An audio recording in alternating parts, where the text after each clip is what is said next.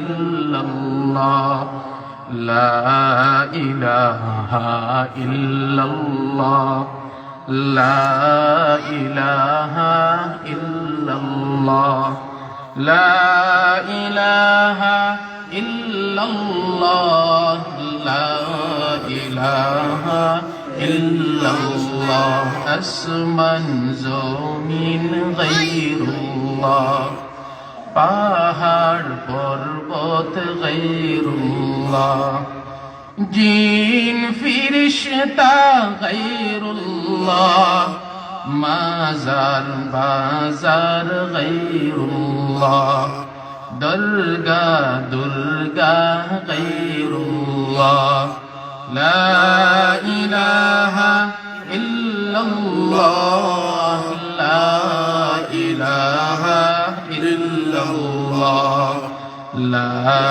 ilaha illallah, la ilaha illallah, la ilaha illallah, Muhammadur Rasulullah sallallahu alayhi wa sallam। মিন্নতনগর Mohiussunnah Qawmia মাদ্রাসার উদ্যোগে আজকের ওয়াজ ও দোয়ার মাহফিলের সম্মানিত সভাপতি উলামায়ে কেরাম, আইম্মায়ে মাসাজিদ এবং দূর দূরান্ত থেকে আগত ধর্মপ্রাণ মুসলমান ভাইয়েরা এবং পর্দার আড়ালে উপবিষ্ট আমার ধর্মশীল মা ও বোনেরা, মহান আল্লাহ পাকের দরবারে লাখো কোটি শুকরিয়া যে আল্লাহ পাক আমাদেরকে আজকের এই মহতি মজলিসে আসার এবং বসার তৌফিক দান করেছেন। এই জন্য আল্লাহ পাকের শুকরিয়া আদায় করি। আলহামদুলিল্লাহ, আলহামদুলিল্লাহ। উলামায়ে কেরাম এতক্ষণ পর্যন্ত বয়ান করেছেন এবং আমাদের আরেকজন সেরে তাজ, আমাদের উজানির আলহাজ হযরত মাওলানা ইহতেশামুল হক সাহেব দামাত বারাকাতুহু, হুজুর আলহামদুলিল্লাহ চলে আসছেন। হুজুর এখানে আসার আগ পর্যন্ত মুখতাসার কিছু কথা হবে। এই কথাগুলোর উপরে আল্লাহ পাক যেন আমাদের সবাইকে আমল করার তৌফিক দান করেন। সকলেই বলি আমিন।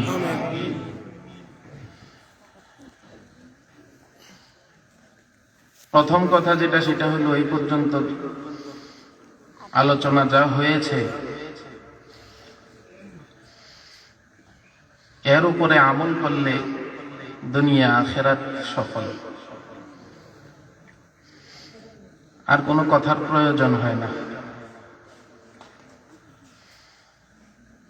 আর যেহেতু এখন মোটামুটি যতটুক সময় গেছে, এতটুক সময় যে আমরা বসে শুনছি, এটার মধ্যেও তো অনেক দাম। এক প্রকার দেখলে, চিন্তা করলে মনে হবে যে শুনতে শুনতে কাহিল হয়ে গেছে। যাক, এখন আরো একটু সময় সবর করা, ধৈর্য ধারণ করা। বাৎসরিক মাহফিল, এই সমস্ত মাহফিলগুলো বছরে একবারই আয়োজন করা হয়, এরপরে আর করা হয় না। যেহেতু এশায় হুজুর ইনশাআল্লাহ আসবেন কিছুক্ষণ পরেই। মাদ্রাসার পক্ষ থেকে আজকের এই ওয়াজ মাহফিলের আয়োজন। এই ওয়াজ মাহফিলের আয়োজনগুলো কেন করা হয়? মাদ্রাসার পক্ষ থেকে এই আয়োজনগুলো কেন করা হলো? এই বিষয়ে কিছু কথাবার্তা, আর মাদ্রাসায় পড়ার দ্বারা আমাদের কি ফায়দা, এই বিষয়ে কিছু আলোচনা।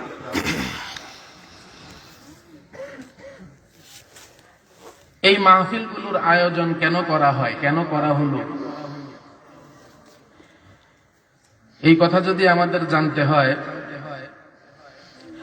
প্রথমে বুঝতে হবে এই মাদ্রাসাগুলোর দায়িত্ব কি। বিভিন্ন সময় দেখা যায় আমাদের এই সমস্ত কওমি মাদ্রাসা বিরোধী যারা আছে তারা হঠাৎ করে মানুষের সামনে একটা প্রশ্ন তুলে ধরে যে এই মাদ্রাসাগুলো আমাদের সমাজের কি উপকার করে। এরকম কিছু প্রশ্ন আমাদের সামনে তুলে ধরে। এই কারণে মাদ্রাসাগুলোর দ্বারা ফায়দা কি এটা আমাদের জানার দরকার। এই মাদ্রাসাগুলোর কাজ আল্লাহর হাবিব সাল্লাল্লাহু আলাইহি ওয়াসাল্লাম এক হাদিসের মধ্যে ইরশাদ ফরমান, কুন আলিমা, তোমরা যদি আখিরাতে মাফ পেতে চাও, ক্ষমা পেতে চাও, দুনিয়া ও আখিরাত উভয় জগতে যদি তোমাদের সফলতা কামনা করতে চাও, তাহলে তোমাদের প্রথম যেই কাজ সেটা হলো তোমরা চেষ্টা করো তোমরা যেন আলেম হইতে পারো। যদি আলেম হইতে পারো তাহলে দুনিয়া ও আখিরাত উভয়টা সফল। এই মাদ্রাসাগুলোর প্রথম যেই কাজ সেটা হইল যে সকল আমাদের বাচ্চারা, ছোট কচিকাঁচা বাচ্চারা এই মাদ্রাসাগুলোতে পড়তে আসে, তারা পড়তে আসলে তাদেরকে সত্যিকারের হাফেজ আলেম বানিয়ে সমাজের খিদমতের জন্য, দ্বীনে ইসলামের খিদমতের জন্য তাদেরকে তৈরি করে দেওয়া, এটা হলো এই সমস্ত মাদ্রাসার প্রথম কাজ। আমার সন্তান, আপনার সন্তান এখানে আসলো, আসার পরে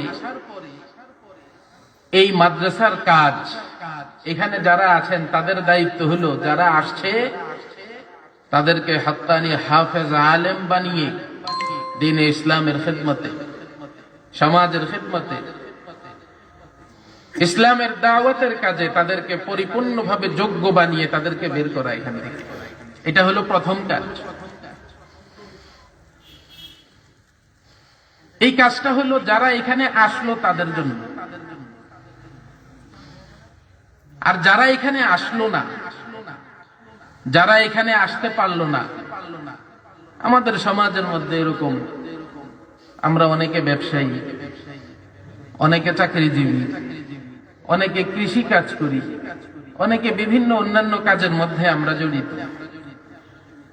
আমাদের জন্য কিছু কাজ করে তারা,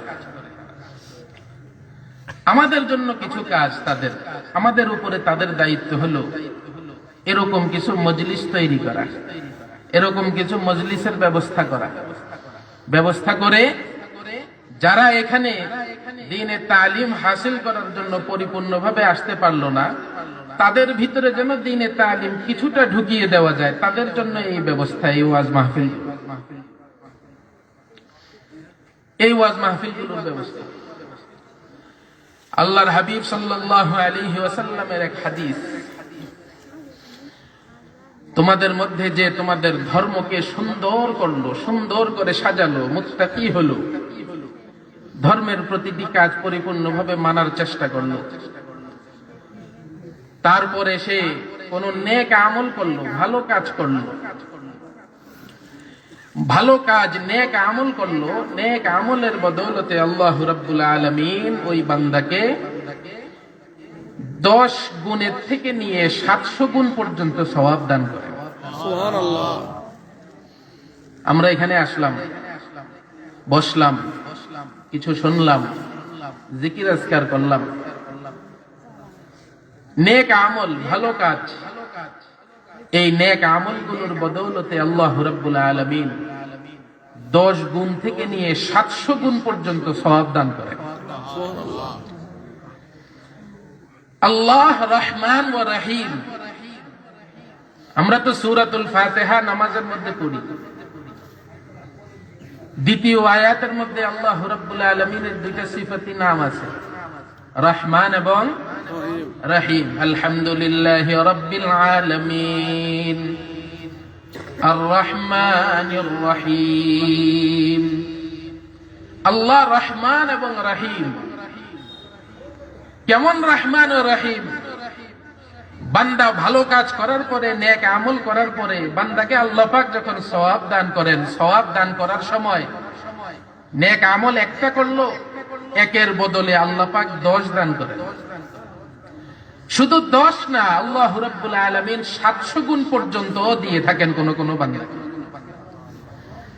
আর এই বান্দাটা যখন কোন একটা খারাপ কাজ করে ফেলে, গুনাহের কাজ করে ফেলে, আল্লাহ রাব্বুল আলামিন তখন একটি গুনাহের বদলে 10টি গুনাহ লেখেন না, একটি গুনাহই লেখেন। বেশি আর লেখেন না, লেখেন একটাই। আল্লাহ রহমান এবং রহিম। কিন্তু আমরা তো হইলাম নাফরমান বান্দা, আমরা হইলাম নাফরমান, শয়তানের ধোঁকায় পড়ে যাই, ইবলিসের ধোঁকায় পড়ে যাই, ইবলিসের ওয়াসওয়াসায় পড়ে যাই। ইন্নাশ শায়তানা লিল ইনসানি আদুউম মুবিন। শয়তান হলো আমাদের প্রকাশ্য শত্রু। আমরা সব শত্রুকে ভয় পাই, কিন্তু আল্লাহ পাকের যে ঘোষণা শয়তান আমাদের প্রকাশ্য শত্রু, এটাকে ভয় পেয়ে এটার থেকে কিভাবে বাঁচার দরকার এদিকে খেয়াল করি না, এদিকে আমাদের খেয়াল নাই।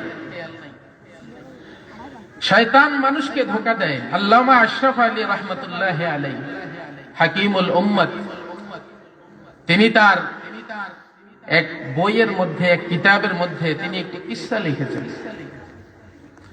আমাদের সমাজের মধ্যে অনেকে আছে, তারা আবার কোন ওয়াকিয়া, কোন কিসসা শুনলে ওনাদের আবার মাথা গরম হয়ে যায়।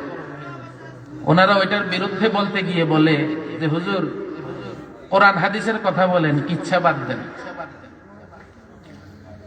ওয়াকিয়া ঘটনা, কোরআন এবং হাদিসের আনুষঙ্গিক যে ঘটনাগুলো দুনিয়াতে ঘটে থাকে, আল্লাহ রাব্বুল আলামিন আমাদেরকে কোরআন দিতে গিয়েও এই ঘটনাগুলো উল্লেখ করেছেন। তাহলে এই দুনিয়ায় কিছু কথা বলার জন্য, কিছু কথা বোঝানোর জন্য মিসাল আসে, উদাহরণ আসে, এগুলো আমাদের বুঝতে হয়। হাকিমুল উম্মত মুজাদ্দিদে মিল্লাত হযরত মাওলানা আশরাফ আলী থানভী রাহমাতুল্লাহি আলাইহি উনি এক কিসসা লিখছেন। ওটার মধ্যে তিনি লিখেছেন, এক বুড়ি আরেক লোককে বলতেছে, বুড়িটা মূলত শয়তান, ও মানুষের বেশভূষ ধরে ওই এক লোকের সাথে বসে আছে। তাই সে বল নিজের পরিচয় দিছে, আমি শয়তান। তো ওই লোকে জিজ্ঞাসা করছে, তো তুমি কি করো, তোমার কাজ কি, মানুষকে ধোঁকা দাও কিভাবে, এত ধোঁকা দাও, ঠাস ঠাস ধোঁকায় ফেলায় দাও। আজান দিতেছে এত সুন্দর, ঘরের 5 জন সদস্যের মধ্যে, 5 জন পুরুষ সদস্যের মধ্যে 4 জনই মসজিদে চলে গেছে, একটারে কেমনে ধোঁকা দিলা, এটা ঘরের থেকে বাইর হইলো না, ঘরে বসে রইল। একটারে কেমনে ধোঁকা দিলা, এটারে ধোঁকা দেওয়ার কারণে এটা দোকানের থেকে বাইর হয় না। বলে নামাজের সময় বেচা কিনা বেশি হয়, এই কারণে নামাজে যাই না, দোকানে বসে রইছি। ধোঁকা এটা কেমনে দাও? তো শয়তানে বলতেছে, আমরা তো বেশি কাজ করি না, আমরা কাজ করি অল্প একটু, আমাদের কাজ হলো খালি একটু মিষ্টির পানি লাগাই দিই, এই আমাকে কাজ, বাকি কাজ তোমরাই করো। মিষ্টির পানি কিভাবে লাগাও? তো বলতেছে, দেখো বসো এখানে, আমি তোমার একটা ঘটনা দেখাই। ঘটনা দেখাইতে গিয়ে ওই শয়তানে করছে কি, মিষ্টির পোটলার মধ্যে নিচে কিছু মিষ্টির পানি থাকে না, সুরবা থাকে না, এই পানির থেকে কিছু পানি আঙ্গুলের মধ্যে নিয়ে পাশের এক ওয়ালের মধ্যে লাগাই দিছে। লাগাই দিয়ে এসে বলতেছে যে এখানে বসো, বসে বসে দেখো কি হয়। এখন মিষ্টির গ্রান পাইলে ওই মিষ্টিটা খাওয়ার জন্য কিছু পিঁপড়া, কিছু মাছি এগুলো আসে ওইটা খাওয়ার জন্য। তো প্রথমে একটা মাছি আসছে খাওয়ার জন্য, আইসা মাছি বসছে উপরে। বসার পরে ঘরের মধ্যে কিছু টিকটিকি থাকে, এরা আবার ওই কিছু মাছি টাছি দেখলে, পোকা দেখলে একদম মাথা খারাপ হয়ে যায়, ওইটাকে খাওয়ার জন্য এরা যায়। তো টিকটিকি ওই মাছিটা দেখার পরে গেছে, ওই মাছিটাকে খাবে, ধরার জন্য গেছে। ধরার জন্য গেছে, টিকটিকিটা দৌড়াইতেছে, দৌড় দেওয়ার পরে ঘরের এক কোনায় বিড়াল ছিল। ওই বিড়ালে আবার দূরের থেকে বৈশা এটা দেখছে, ওইটা বৈশা দেখছে যে ওইখানে টিকটিকি দৌড় দিতেছে। বিড়াল তো মাশাআল্লাহ ঘরে ইঁদুর বা টিকটিকি দেখলে এটার মাথা খারাপ হয়ে যায়, এটা দৌড়ে গেছে ওই টিকটিকিরে ধরার জন্য। এর মাঝখানে বিড়াল যখন কোণার থেকে বের হয়েছে, পাশের ঘরের কুকুরে বিড়াল এটারে দেখে কুকুরে দৌড় দিয়ে এসে বিড়ালের উপরে আক্রমণ করছে। এখন এই আক্রমণ করার পরে বিড়ালে আর কুকুরে ধস্তাধস্তি হইতেছে, মারামারি চলতেছে। এর মধ্যে বিড়াল যেই ঘরে থাকে ওই ঘরের মালিকে দেখছে যে পাশের বাড়ির কুকুর তো দেখি আমার বিড়ালের উপরে আক্রমণ করছে, এটারে তো বাঁচানোর দরকার। ঘরের ভিতরের থেকে লাঠি একটা আয়না দিছে কুত্তারে বাড়ি।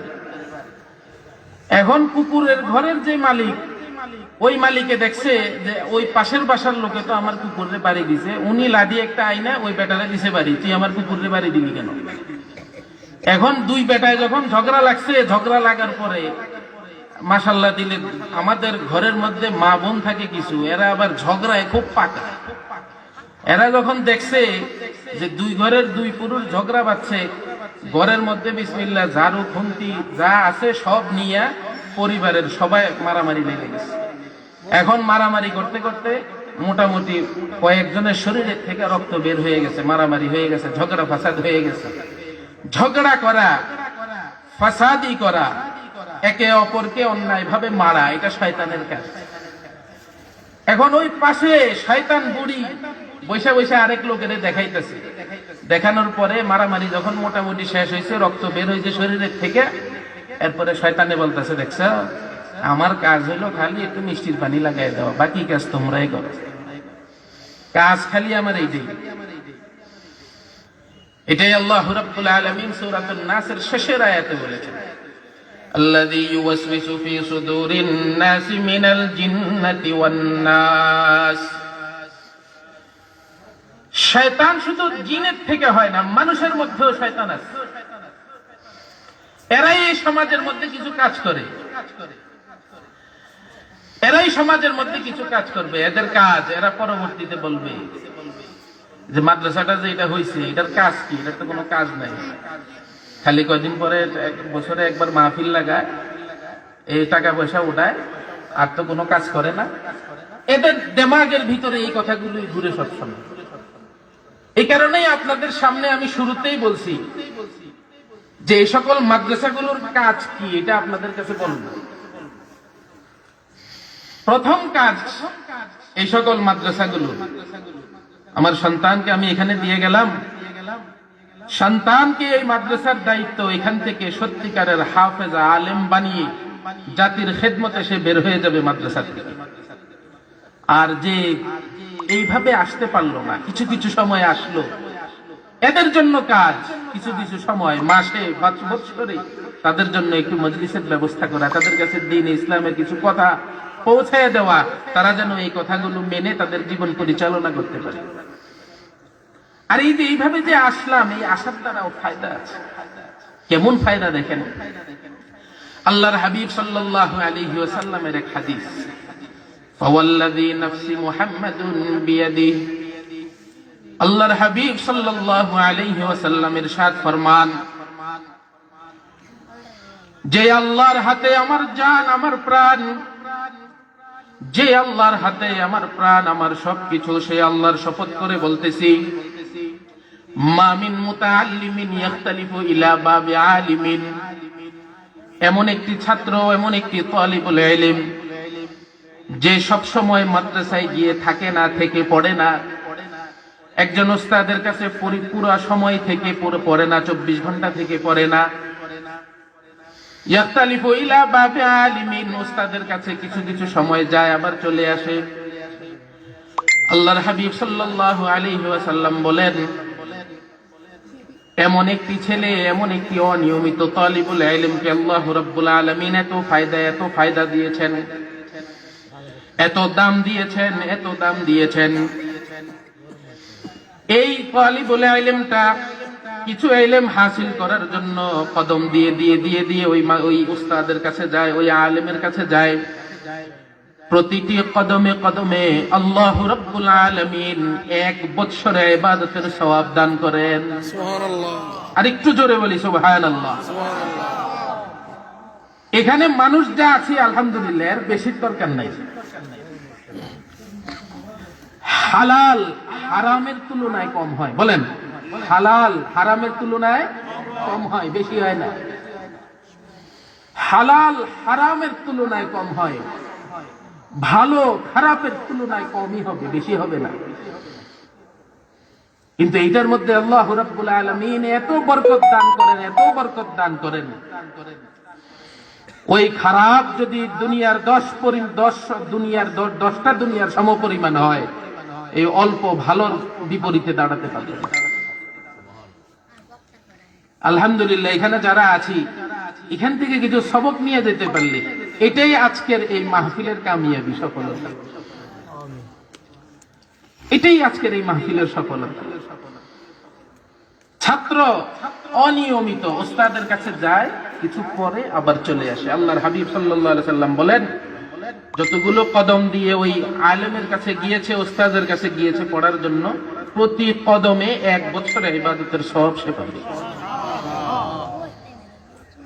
তাহলে বুঝেন, আজকে কিছু শিখার জন্য কদম দিয়ে দিয়ে আমরা আসছি না, প্রতিটা কদমে কদমে আল্লাহ রাব্বুল আলামিন সওয়াব দান করতেছেন। এরপরে আল্লাহর হাবিব সাল্লাল্লাহু আলাইহি ওয়াসাল্লাম বলেন, প্রতিটি কদমের বদৌলতে আল্লাহ রাব্বুল আলামিন জান্নাতে একটি ঘর না, জান্নাতে একটি বাড়ি না, প্রতিটি কদমের বদৌলতে আল্লাহ রাব্বুল আলামিন জান্নাতে তার জন্য একটি করে শহর বানাবেন। শহর,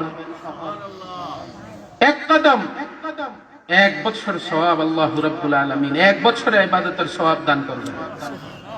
এক কদম জান্নাতে একটি শহর নির্মাণ করে দিবেন আল্লাহ রাব্বুল আলামিন ওই তালিবুল ইলমের জন্য।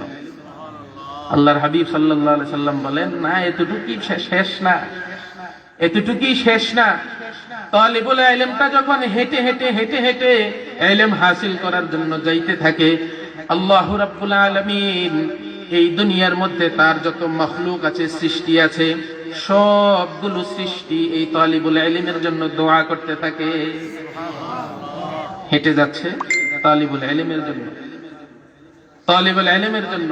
জমিনের উপরের পোকা আল্লাহ রাব্বুল আলামিনের মাখলুক, জমিনের নিচে মাটির নিচের পিঁপড়া, পিপিলিকা, অন্যান্য জানোয়ার, উপরে আকাশে উঠতেছে পাখি, সবাই ওই তালিবুল ইলমের জন্য দোয়া করতে থাকে, আয় আল্লাহ এটাকে মাফ করে দেন, আয় আল্লাহ এটাকে মাফ করে দেন, এই দোয়া করতে থাকে। আল্লাহর হাবিব সাল্লাল্লাহু আলাইহি ওয়াসাল্লাম ইরশাদ ফরমান, এতটুকুই না, এতটুকুই না, তার আরো দাম আছে। তালিবুল ইলমটার জন্য আসমানের ফেরেশতাগুলো আল্লাহ রাব্বুল আলামিনের কাছে বারবার বলতে থাকে, আয় আল্লাহ আপনি এই তালিবুল ইলমকে মাফ করে দেন, ক্ষমা করে দেন, ক্ষমা করে দেন।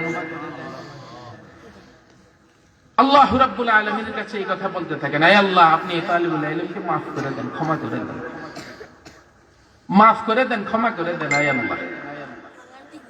আর আল্লাহ রাব্বুল আলামিন ওই তালিবুল ইলমের আমলনামাটার মধ্যে যত গুনাহ আছে, এই গুনাহগুলো সকালে একবার, বিকালে একবার, যত গুনাহ আছে সবগুলো গুনাহ সাফ করে দেন, সবগুলো গুনাহ সাফ করে দেন। তালিবুল ইলমের অনেক দাম।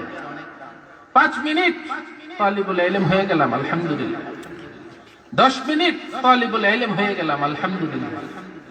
দুনিয়া ও আখিরাতের সফলতার জন্য এতটুকুই যথেষ্ট।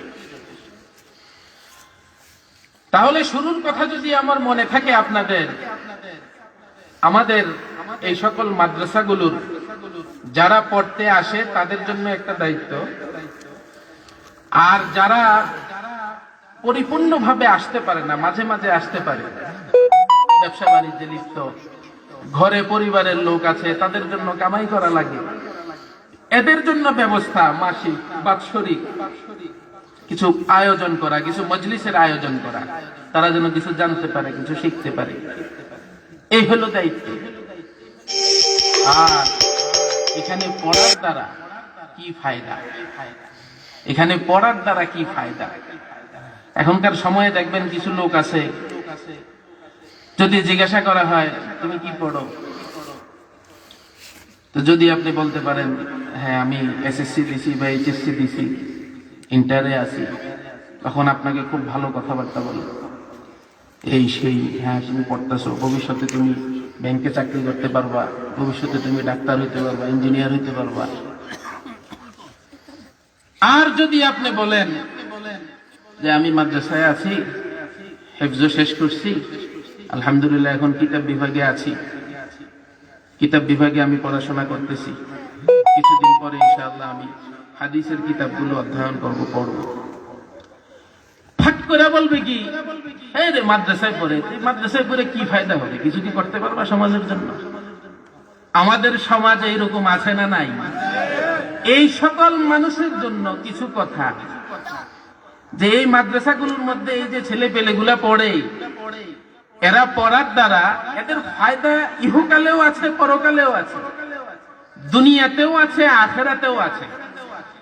কিন্তু এই ব্যক্তিগুলাকে আখেরাতের সফলতার কথা বললে এদের দেমাগে কিছু ঢুকবে না, কারণ এরা তো এখনো আখেরাত দেখে নাই। আখেরাত যদি এরা দেখতো তাহলে এরা বুঝতে পারতো যে আখেরাতের সফলতার কত প্রয়োজন। এরা যদি বুঝতো তাহলে এদেরকে বললে ফায়দা হতো যে আখেরাতের সফলতার কি প্রয়োজন। এই কারণে এদেরকে এই মাদ্রাসায় পড়ার দ্বারা দুনিয়াবি দুইটা ফায়দা, যেটা আল্লাহর হাবিব সাল্লাল্লাহু আলাইহি ওয়াসাল্লাম আমাদের মাঝে বলে গিয়েছেন, দেখে গিয়েছেন, এরকম দুইটা ফায়দা আপনাদের সামনে বলবো। প্রথম ফায়দা, এটা জানার আগে আল্লাহর হাবিব সাল্লাল্লাহু আলাইহি ওয়াসাল্লামের দুইটা হাদিস। প্রথম হাদিস, আল্লাহর হাবিব সাল্লাল্লাহু আলাইহি ওয়াসাল্লাম ইরশাদ ফরমান, দুনিয়ার বুকে যতদিন পর্যন্ত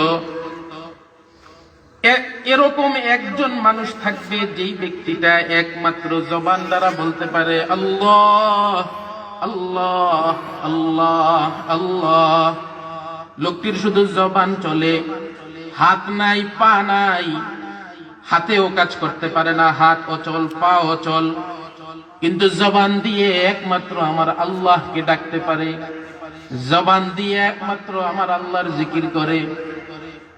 আল্লাহ রাব্বুল আলামিন ফরমান, এরকম একটা বান্দাও যতদিন পর্যন্ত দুনিয়ার বুকে থাকবে, আমি আল্লাহ দুনিয়ার মধ্যে কিয়ামত ঘটাবো না। দুনিয়া ওই বান্দাটার আল্লাহ বলার উপরে পুরা দুনিয়াটাকে আমি টিকিয়ে রাখবো। এরকম একটা মানুষ, এরকম একটা মানুষ দুনিয়াতে আছে, জবান দিয়ে বলতে পারে আল্লাহ। আল্লাহ রাব্বুল আলামিন ফরমান, দুনিয়া এভাবেই দাঁড়িয়ে থাকবে, আমি আল্লাহ দুনিয়ার উপরে কিয়ামত ঘটাবো। আমি আল্লাহ দুনিয়ার উপরে কিয়ামত ঘটাবো না। এগুলো এক নম্বর হাদিস। দ্বিতীয় হাদিস, আল্লাহর হাবিব সাল্লাল্লাহু আলাইহি সাল্লাম ইরশাদ ফরমান, কোন একটা তালিবুল ইলম যখন রাস্তা দিয়ে হেঁটে যায়, আল্লাহ রাব্বুল আলামিনের নির্দেশে তার ফেরেশতাগুলো, ফেরেশতাদের যে ডানা আছে, এই পাখাগুলো ওই তালিবুল ইলমকে তাজিম করার উদ্দেশ্যে ওই রাস্তার মধ্যে ওই পাখাগুলোকে বিছিয়ে দেন। আর দুনিয়াতে আল্লাহর বাকি যে মাখলুকগুলো আছে, ওই মাখলুকগুলো এই তালিবুল ইলমের জন্য দোয়া করতে থাকেন। কেন দোয়া করেন? আল্লাহ রাব্বুল আলামিনের কাছে এই মাখলুকগুলো দোয়া করতে থাকেন, আয় আল্লাহ, আপনি তো বলেছেন যে যতদিন পর্যন্ত এই দুনিয়ায় আপনার নাম নিতে পারে এরকম একটা বান্দা থাকবে, ততদিন পর্যন্ত কিয়ামত ঘটাবেন না। আয় আল্লাহ, এই তালিবুল ইলম এইটা শিখার জন্যই মাদ্রাসা এইভাবে হেঁটে যাচ্ছে, কিভাবে আপনার নামের জিকির করতে হবে, কিভাবে আপনাকে ভয় করতে হবে, কিভাবে আপনার নামের উপরে সে টিকে থাকতে পারে, এটা শিখার জন্য সে যাইতেছে। আয় আল্লাহ, এরকম বান্দাগুলো কিন্তু আপনি টিকিয়ে রাখেন, আপনার কাছে এই জন্য দোয়া করতেছি এই তালিবুল ইলমের জন্য। তালিবুল ইলম হেঁটে আসতেছে পড়ার জন্য, শিখতেছে আল্লাহ, কিভাবে আল্লাহর খাঁটি বান্দা হওয়া যায়। এই বান্দাগুলোই যতদিন পর্যন্ত মাদ্রাসায় এসে আল্লাহর নাম শিখবে, ততদিন পর্যন্ত আল্লাহ রাব্বুল আলামিন এই দুনিয়াটাকে টিকিয়ে রাখবেন। এই জন্যই দুনিয়ার বাকি সৃষ্টিগুলো আল্লাহ পাকের এই তালিবুল ইলমদের জন্য দোয়া করতে থাকে। প্রথম আল্লাহ রাব্বুল আলামিন এই তালিবুল ইলমদেরকে দিয়ে কাজ করান। কি কাজ? এরা এখানে আছে বলেই আল্লাহ রাব্বুল আলামিন দুনিয়ার বাকি সৃষ্টিগুলোকে খাওয়াইয়া পড়াইয়া দুনিয়ায় টিকে থাকার একটা ব্যবস্থা করে দিয়েছে। এই হলো প্রথম কাজ। 2 নম্বর কাজ, এই মাদ্রাসায় এসে পড়লে কমসে কম তার ভিতরে এতটুকু ইলম ঢুকবে যে আমি দুনিয়াতে থাকা অবস্থায় যা খাবো, যা করব, হালাল কাজগুলোই করতে হবে, হালাল রিজিকগুলোই ভক্ষণ করতে হবে, হারামের দিকে যাওয়া যাবে না। কমসে কম এতটুকুই তার ভিতরে ঢুকবে, এতটুকুই তার ভিতরে ঢুকবে। আমার সামনেই কয়েকদিন আগে একটি ঘটনা ঘটেছে। আমি সরকারি একটি কাজ করার জন্য এক জায়গায় গিয়েছিলাম। ওখানে যাওয়ার পরে আমাকে বলল, আপনার কাগজটা আসছে, কিন্তু আপনার কাগজটা যে আসছে এটার আপনার মোবাইলে একটা মেসেজ আসছে, আমাদেরকে মেসেজটা দেখান, তারপরে আপনাকে কাগজটা দিব, কার্ডটা দিব। আমি বললাম যে আমি এই মেসেজ পাওয়ার জন্য আজকে 1 বছর যাবত অপেক্ষা করতেছি, কিন্তু আমার মোবাইলে কোনো মেসেজ আসে নাই। কিন্তু আমি অনলাইনে চেক করার পরে দেখলাম আমার এই কাগজটা হয়ে গেছে, এই কারণে আমি এটা নিতে আসছি, এটা আমাকে দেন। তো তারা বলতেছে, আপনি মেসেজ দেখাইতে পারেন নাই, এটার জন্য আমাকে আলাদাভাবে কিছু টাকা দিতে হবে। আপনি যদি আমাকে আলাদাভাবে কিছু টাকা দেন তাহলে আপনাকে এটা বের করে দিচ্ছি, আপনি আমাকে মেসেজ দেখাইতে পারেন না এই জন্য। তা আমি উত্তরে বললাম, দেখেন, মেসেজ আসা না আসা এটা আপনাদের ব্যাপার, আমার এখানে আসে না, এটা আমি জানাইছি। আপনি যদি বলেন যে মেসেজ ছাড়া আপনি দিবেন না, আমি আরো 1 বছর অপেক্ষা করব, মেসেজ আসলে তারপরে আসবো। এই লোকে আমারে আটকে বলতেছে যে ঠিক আছে, টাকা যা পাওয়ার কথা এত দেওয়া লাগবে না, অল্প কিছু দেন, আপনার কাগজটা আমি দিয়ে দিচ্ছি। এই যে এই লোকটা যে এই কথাটা বললো, এই লোকটা তো অশিক্ষিত নাকি? না শিক্ষিত? শিক্ষিত না? শিক্ষিত হয়ে সে এই কাজটা কেন করল? শিক্ষিত হয়ে সে এই কাজটা কেন করল? এইখানেই কথা, শিক্ষিত হয়েছে, সত্যিকারের ইলম তার ভিতরে ঢুকে নাই, এই কারণে শিক্ষিত হয়েও সে দুনিয়ার বুকে অশিক্ষিত হয়ে আছে। দিলের ভিতরে যদি দ্বীন ইসলামের তালিম ঢুকতো তাহলে ও সত্যিকারের ইলম হতো। আপনাকে 20 বছর 25 বছর মাদ্রাসায় এসে বসে বসে পড়েন, এটা আপনাকে কেউ বলে না। কিন্তু হ্যাঁ, ওয়ালা তামুতুন্না ইল্লা ওয়া আনতুম মুসলিমুন, সত্যিকারের মুসলমান হয়ে যদি দুনিয়ার থেকে না যাও তাহলে তো তোমার খবর আছে, তোমার দুনিয়াও শেষ, আখিরাতও শেষ। তোমাকে কেউ বলে না 20 বছর 25 বছর পরে তুমি হাফেজ হও, আলেম হও, মুফতি হও, তোমাকে কেউ বলে না। সব মানুষ আলেম, সব মানুষ মাওলানা মুফতি হওয়া ফরজ না, আর সব মানুষ মাওলানা মুফতি হওয়া সম্ভব না, এটা অসম্ভব জিনিস। কিন্তু হ্যাঁ, নামাজ পড়ার জন্য যতটুকু ইলমের প্রয়োজন, নিজের জীবন পরিচালনা করার জন্য দ্বীন ইসলামের যতটুকু তালিম প্রয়োজন, এতটুকু গ্রহণ করা ফরজে আইন, এতটুকু গ্রহণ করা আপনার উপরে ফরজে আইন। আপনি যদি এতটুকু ইলম হাসিল না করেন, আপনি আখিরাতে গিয়ে এটার জবাব দিতে হবে, আপনি এগুলো কেন শিখলেন না। স্কুলে যান, কলেজে যান, কোনো সমস্যা নেই। तुम स्कूल में पढ़ो, कॉलेज में पढ़ो, चरखे में झूलो, पार्क में फूलो, लेकिन बंदे नियाज की एक बात रही याद, अल्लाह और अपनी हकीकत को न भूलो। স্কুলে যান, সমস্যা নাই, কলেজে যান, সমস্যা নাই, আপনার সন্তানকে ওইদিকে দেন। ডাক্তার, ইঞ্জিনিয়ার, সত্যিকারের ডাক্তারেরও প্রয়োজন আছে আমাদের সমাজে, আর নয়তো তো সব গলাকাটা ডাক্তার হবে। কাজ একটা করার দরকার, করে আরেকটা। আমাদের কুমিল্লার মধ্যেই এই মোটামুটি বছরখানেক আগে একটি ঘটনা ঘটেছে, মোটামুটি 1 বছর